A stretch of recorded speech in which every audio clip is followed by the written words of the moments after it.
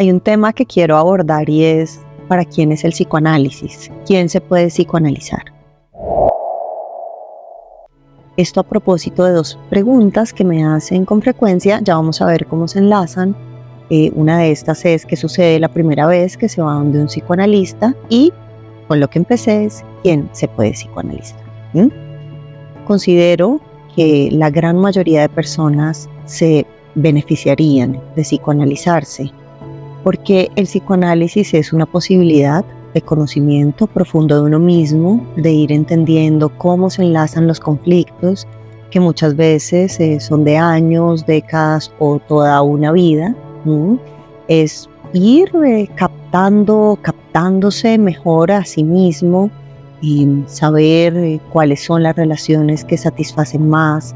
Y esto no solo con las personas, sino también con el trabajo, con los amigos, por supuesto, con la pareja, con la comida, en fin, con el disfrute, etc. El psicoanálisis no es cuestión de quitar una serie de síntomas como si fuera un apéndice que hay que retirar. Por supuesto que se trabaja para que la persona viva de una mejor manera, de una manera más satisfactoria, y la satisfacción tiene que ver con lo que esa persona considera satisfactorio.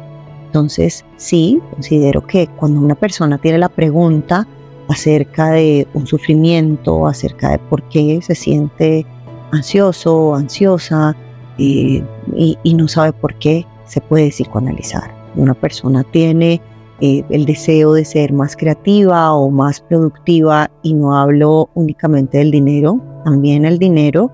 Y menciono el dinero porque cuando una persona está enredada es muy difícil que sea productiva, es de esa manera.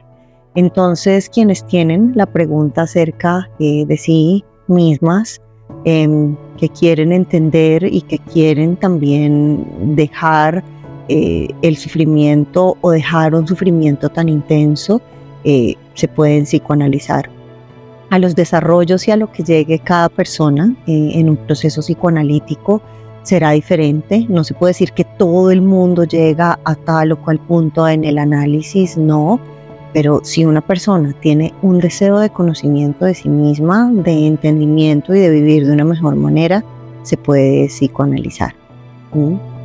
Y con respecto, digamos, ya vamos a encontrar la conexión con respecto a qué sucede en una primera sesión con un psicoanalista. Bueno, la primera sesión no es una sesión de análisis como tal, de psicoanálisis como tal. ¿Por qué?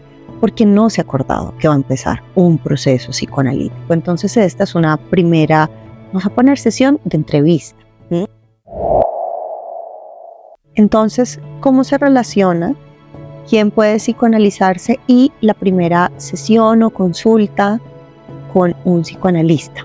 Bueno, cuando se ve por primera vez a un psicoanalista no se empieza el psicoanálisis de una vez, es decir, no se entra y se acuesta la persona en el diván, no. Bueno, si el psicoanalista trabaja con diván, cosa que yo sí hago, otros no hacen, y bueno, sino que se conoce precisamente, es una sesión de entrevista, no de entrever, de ver al otro. Es mutuo, por supuesto.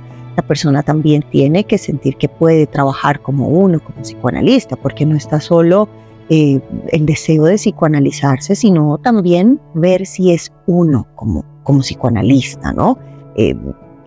Digamos, quién la persona considera que puede serlo. Entonces la idea es conocer la historia, saber qué lleva a una persona a buscar análisis, si tiene preguntas, ¿no? Si una persona no tiene preguntas, pues es muy difícil que se psicoanalice. Si está buscando quitar unos síntomas muy puntuales en un tiempo determinado y no tiene la pregunta, pues es muy difícil que empiece un proceso psicoanalítico.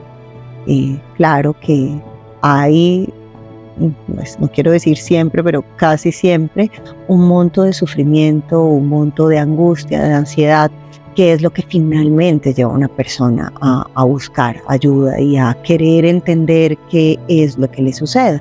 Entonces, en ese primer encuentro, la idea es conocerse, que el paciente o el posible analizando conozca al que puede ser su analista, y también su analista conozca a la persona que puede ser su analizando.